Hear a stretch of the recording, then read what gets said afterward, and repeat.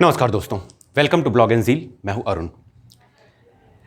South America महाद्वीप को discuss करते हुए हमने 2 पार्ट में डिस्कस किया है। आज 3rd पार्ट है। आज हम इस महाद्वीप को एंड करेंगे और जो भी बचे हुए फैक्ट्स हैं उनको डिस्कस कर लेंगे।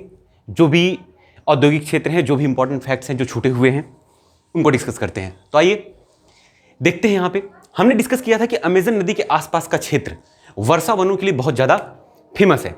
वर्षा वन जो विषुवत रेखा के आसपास का क्षेत्र होता है। अमेजन नदी को अगर हम ध्यान दें तो अमेजन नदी जो अटलांटिक महासागर में गिरती है, मकापा डेल्टा का निर्माण करती है। और इसी अमेजन नदी पर अंदर की ओर, अमेजन नदी पर अगर अंदर की ओर आते हैं तो एक बंदरगाह पड़ता है जिसे बोलते हैं मनौस बंदरगाह। मनौस बंदरगाह जो है ये विश्व का अंतरतम बंदरगाह, ये नदी में है। अंतरतम बंदरगाह, विश्व का सबसे अंतरतम बंदरगाह। अंतरतम बोले तो जो अंदर की ओर स्थित है, तो अंदर की ओर स्थित है ये मनौस बंदरगाह। मनौस बंदरगाह विश्व का सबसे अंतरतम बंदरगाह कहा जाता है। मनौस बंदरगाह कहां पे स्थित है? अमेजन नदी पर। अमेजन नदी के किनारे मनौस बंदरगाह बनाया गया है। यहीं से सारे व्यापार यूरोप कंट्रीज में और अफ्रीकन कंट्रीज में होते हैं। आइए यहां पे देखते हैं कि जो कुछ टर्म्स लिखे हैं, लानोस, सेल्वास, कंपोस, पंपास, ये जो देख रहे हैं आप, ये हैं यहां घास के मैदान, यहां पाए जाने वाले घास के मैदान। और इन घास के मैदानों को डिस्कस करें तो सेल्वास क्या है? अमेजन नदी घाटी में पाए जाने वाले वर्षा वन। ये जो सेल्वास है ये वर्षा वन है ना। सेल्वास एक जो घास के मैदान है, इसे घास का मैदान नहीं कह सकते, ये अमेजन नदी घाटी में विकसित सेल्वास एक बहुत ही घना जंगल, वनस्पतियों और जैव विविधताओं का प्रदेश है जिसे बोलते हैं सेल्वास। शॉर्ट में इसे समझ लीजिए कि ये वर्षा वन कहे जाते हैं और वर्ष भर हरे भरे रहते हैं। यहां पतझड़ ऋतु नहीं आती है कि वर्ष भर पत्ते जो है वृक्षों में लगे रहते हैं। वृक्ष कभी भी साल भर अपनी पत्तियां नहीं गिराते हैं। लानोस आते हैं। पहले इसको जानने से पहले हम ये समझ लेते हैं कि ये अर्थ है। अगर अर्थ को बीचों बीच से डिवाइड करें तो ये 0 डिग्री इक्वेटर हो गया हमारा। इक्वेटर से ऊपर और नीचे दोनों तरफ अगर कर्क रेखाओं को और मकर रेखाओं को ध्यान दें तो कर्क रेखाओं और मकर रेखाओं के बीच का जो एरिया है, कर्क रेखा और मकर रेखा का बीच का एरिया है, वर्ष भर सूर्य की किरणें इस एरिया पर लंबवत पड़ती हैं। सूर्य की किरणें जो है वर्ष भर इस एरिया में लंबवत पड़ती हैं, तो ये कहा जाता है उष्णकटिबंधीय एरिया। इसे कहा जाता है, ये आता है एरिया उष्णकटिबंध में। इसके ऊपर का जो एरिया है आर्कटिक सर्किल तक, ये आता है उपोष्ण में, उपोष्ण कटिबंध में आता है। सेम चीज जो विषुवत रेखा के ऊपर होती है, यानी कि विषुवत रेखा के ऊपर नॉर्थ पोल साइड में डायरेक्शन में और साउथ पोल डायरेक्शन में, नॉर्थ पोल डायरेक्शन में और साउथ पोल डायरेक्शन में दोनों साइड प्रक्रियाएं सेम होती हैं।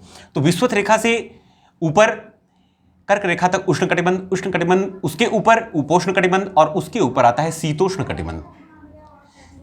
कटिबंध। सेम चीज यही यहां पे भी होती है कि विषुवत रेखा के नीचे मकर रेखा तक, विषुवत रेखा के नीचे मकर रेखा तक और उष्ण कटिबंध, उसके नीचे उपोष्ण कटिबंध और उसके नीचे शीतोष्ण कटिबंध, उष्ण कटिबंध में सेल्वास जो है वर्षावन होते हैं, उष्ण कटिबंध में पाए जाते हैं। उष्ण कटिबंध में पाए जाने वाले वर्षावनों को साउथ अमेरिका में सेल्वास के नाम से जाना जाता है। उसके ऊपर अगर चलते हैं तो सेल्वास के ऊपर उपोष्ण कटिबंध में पाए जाने वाले वनों को, यानी कि साउथ अमेरिका में उपोष्ण कटिबंध में पाए जाने वाले वनों को क्या बोलते हैं? लानोस जो है, लानोस और कंपोस, ये जो है विषुवत रेखा से ऊपर जितने डिग्री पर लानोस का एरिया पड़ता है उतनी ही एरिया पर कंपोस का भी एरिया पड़ता है। लानोस और कंपोस ये दो घास के मैदान हैं, ये घास के मैदान हैं जिन्हें जो है उपोष्ण कटिबंध में रखा गया है। ये उपोष्ण कटिबंध में पाए जाते हैं, यानी कि कर्क रेखा और मकर रेखा से, कर्क रेखा से ऊपर और मकर रेखा से नीचे, इन्हें बोला जाता है उपोष्ण कटिबंध। उपोष्ण कटिबंध में पाए जाने वाले वनों को साउथ अमेरिका में लानोस और कंपोस के नाम से जाना जाता है। लानोस और कंपोस में पाए जाने वाले वनों की खास बात क्या है कि यहाँ के वन कटीले, मतलब यहाँ की झाड़ियाँ जो है, यहाँ की जो वनस्पतियाँ पाई जाती हैं वो कटीली, कठोर, लंबी घास होती हैं। कटीली और कठोर घास, कटीली और कठोर घास पाई जाती है लानोस और कंपोस्ट के मैदानों में। तो ये टर्म जरूर याद रखेंगे। सेल्वास वर्षा वनों को बोला जाता है। अमेजन नदी के आसपास की जो घाटियां हैं उसमें पाए जाने वाले वनों को वर्षा वन बोला जाता है, जिन्हें सेल्वास के नाम से जाना जाता है। लानोस और कंपोस्ट उपोष्ण कटिबंध में पाए जाने वाले कटीले और कठोर झाड़ियां होती हैं, जिन्हें उपोष्ण कटिबंध में रखा गया है। और पंपास, पंपास वाले एरिया को अगर डिस्कस करें तो पंपास और नॉर्थ अमेरिका का ग्रेट लेक्स, नॉर्थ अमेरिका जब हमने डिस्कस किया था तो उसमें ग्रेट लेक्स के आसपास का जो जलवायु है वो प्रेरी जलवायु कही जाती है। प्रेरी जलवायु वो कही जाती है, प्रेरी जलवायु। और प्रेरी जलवायु कही जाती है तो वहां प्रेरी जलवायु पाई जाती है। जैसे उपोष्ण कटिबंध की बात करें तो ये होती है सवाना जलवायु, ये होती है सवाना जलवायु। इसे सवाना तुल्य जलवायु बोलते हैं, जलवायु बोला जाता है। और पंपास, पंपास वही एरिया बताता है जो नॉर्थ अमेरिका में ग्रेट लेक्स के आसपास का जो क्षेत्र था वो था प्रेरी जलवायु वाला। तो सेम मतलब कि कहा जाए तो सेम अक्षांश पर ये एरिया स्थित है पंपास का। इसे शीतोष्ण घास का मैदान कहा जाता है।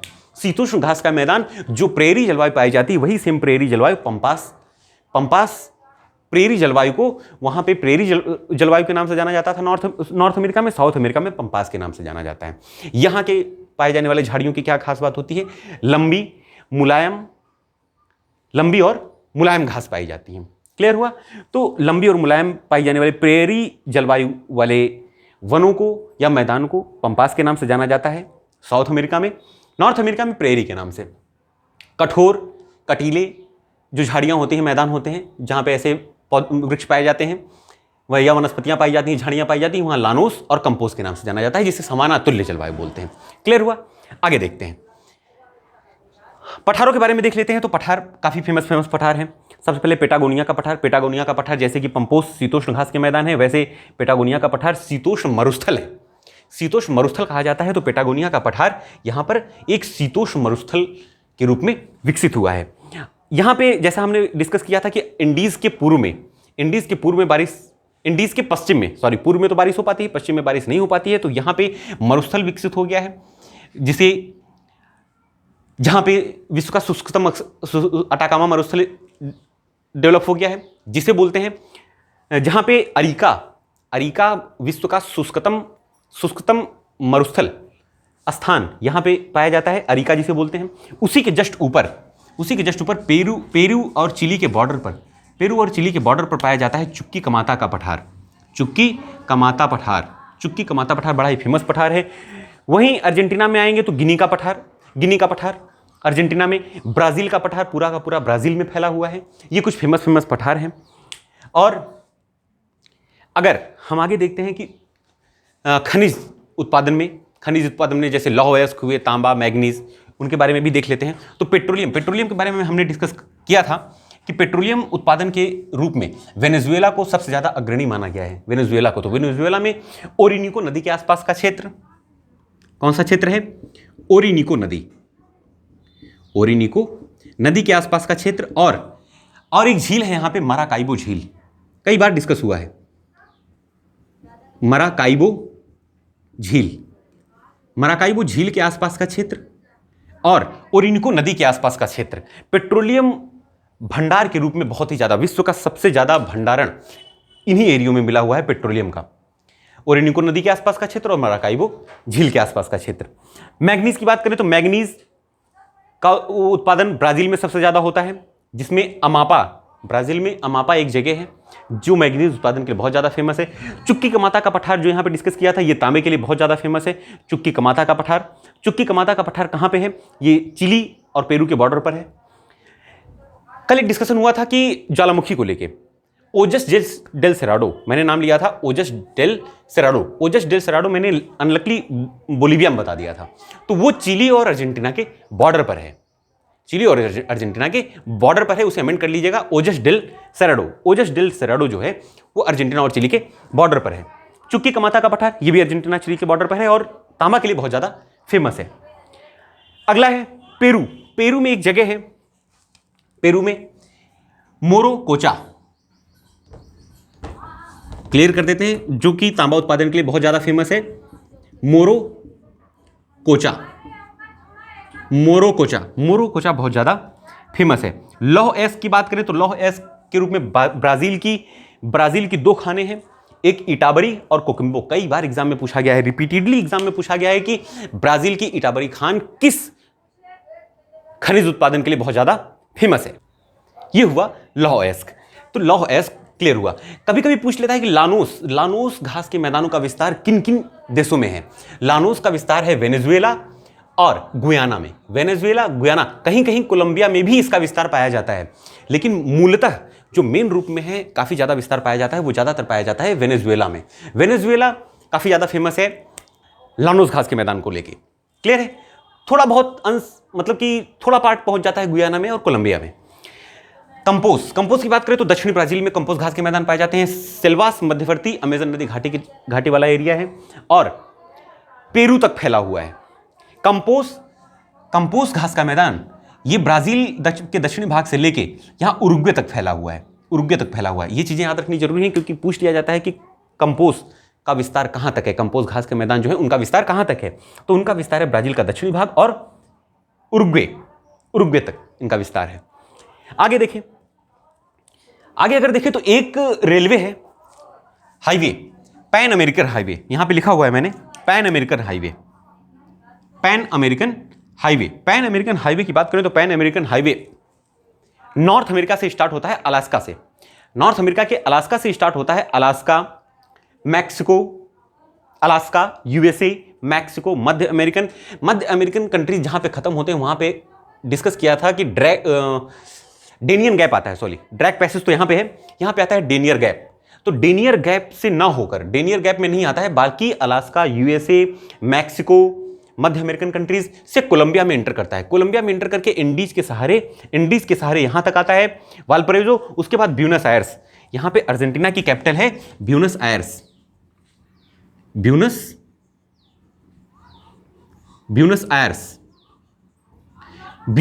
तक आता है। कौन सा रेलवे है? Pan American highway, not railway, highway. एक रेलवे है ट्रांस इंडियन रेलवे की बात करें तो ट्रांस इंडियन रेलवे बड़ा ही फेमस रेलवे है, बट नाम से कंफ्यूजन हो जाता है कहीं ये इंडिया में तो नहीं है।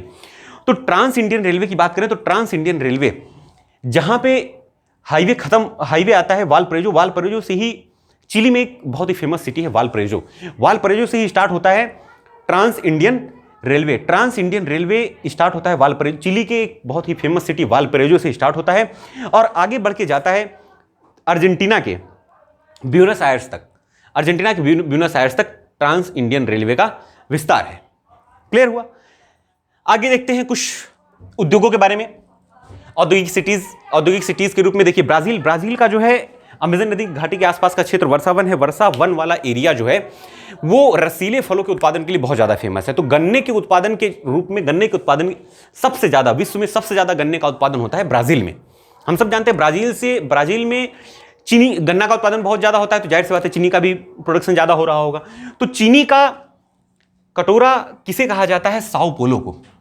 चीनी का कटोरा कहा जाता है, ब्राजील में चीनी का कटोरा कहा जाता है साओ पोलो को।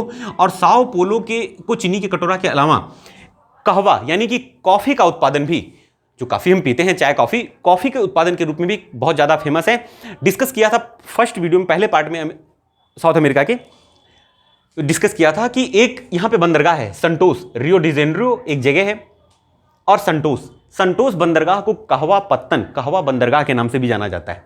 तो यही खास बात है कि जो साओ पोलो है, साओ पोलो में ही कहवा बहुत ज्यादा उत्पादित होता है। साओ पोलो को ही चीनी का कटोरा कहा जाता है और साओ पोलो में ही संटोस बंदरगाह है जिसको कहवा पत्तन भी बोला जाता है। आगे देखें, रियो डी जेनेरियो को ब्राजील की फाइनेंशियल कैपिटल कहा जाता है। जैसे इंडिया की फाइनेंशियल कैपिटल क्या है? इंडिया की फाइनेंशियल कैपिटल है मुंबई। सेम उसी टाइप से ब्राजील की फाइनेंशियल कैपिटल है, वित्तीय राजधानी है रियो डी जेनेरियो को फैशन रेगरी के भी नाम से जाना जाता है। जो भी मार्केट में फैशन इंट्रोड्यूस होता है उसे हम ये कहते हैं कि ये रियो डी जेनेरियो में ही इसकी उत्पत्ति हुई है।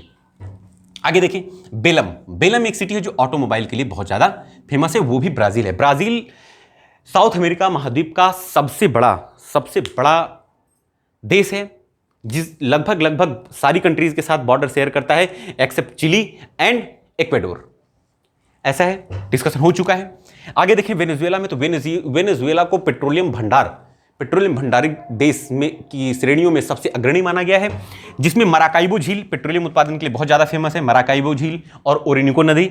और कराकस जो है केमिकल फैक्ट्रीज के लिए बहुत ज़्यादा फेमस है, कराकस। क्लियर हुआ? कराकस वेनेजुएला की कैपिटल है, वो जो है केमिकल फैक्ट्रीज के लिए बहुत ज़्यादा फेमस है। कुछ स्थानांतरित कृषि के बारे में बात करें तो स्थानांतरित कृषि की जब चर्चा आती है तो ब्राजील का कहीं ना कहीं नाम आ जाता है।